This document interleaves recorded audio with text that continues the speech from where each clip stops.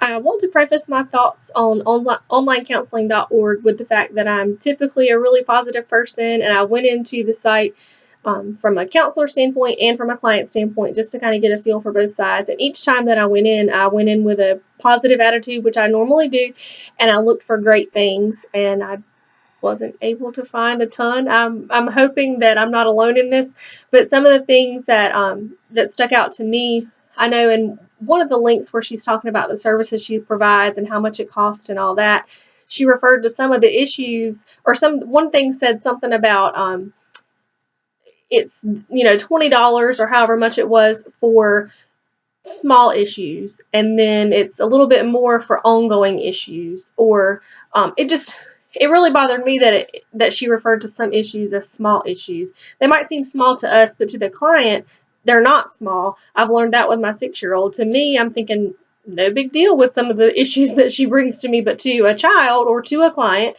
they may be huge deals, and I would never want to make them feel like they're not. So that was just one thing that stood out to me. The other thing was just the fact that at the bottom of the page, she discloses that she is not a licensed counselor, which I guess it's good that she did disclose that she's not. She's not claiming to be something else, but to someone who's searching for help, they may not care that they're licensed or not, and they may be getting advice from this site that might not be the best for them.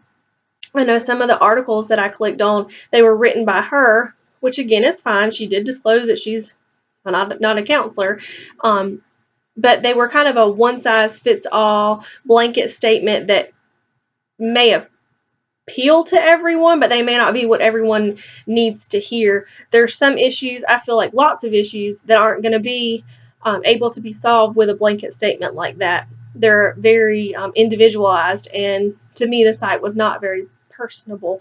And I know that is a struggle with online, or I would think that's a struggle with online counseling, is you don't get that face-to-face like I feel some people may need.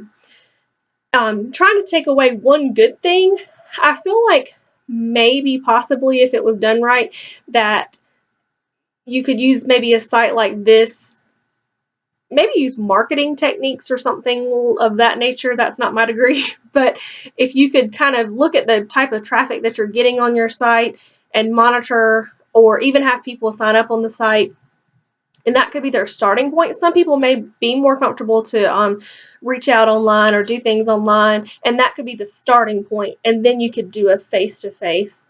I just feel like some of the things that were on there may be misleading to clients that are coming looking for answers.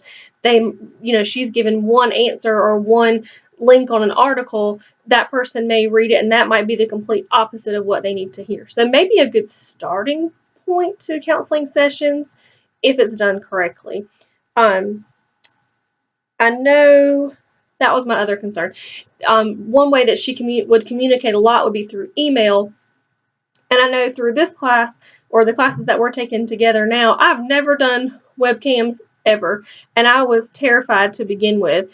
But looking back at it now, I mean, actually really enjoy it. So I'm loving putting a face to a name. Kind of, I can't remember who said it, but just knowing that you're able to hear what people are thinking. It's not so dry. And I've just enjoyed seeing you guys on camera too, and being able to hear the emotion behind things. And I feel like through typing and emails, you're not going to be able to do that.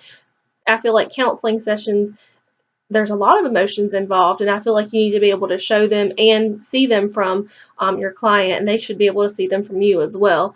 But my other fear about that is just kind of thinking worst case scenario, if there was like a domestic abuse case or something like that, who's to say that the abuser is not going to be the one that's typing and you would never know?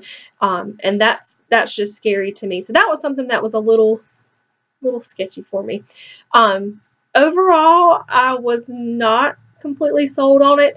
Like I said, I feel like there was maybe some tweaks, big tweaks of things that you could change and make it work through another avenue, but not necessarily the way it is now. I can't wait to hear what you guys think, because I'm hoping that I'm not alone. I'm hoping I'm kind of on target and we're on the same page.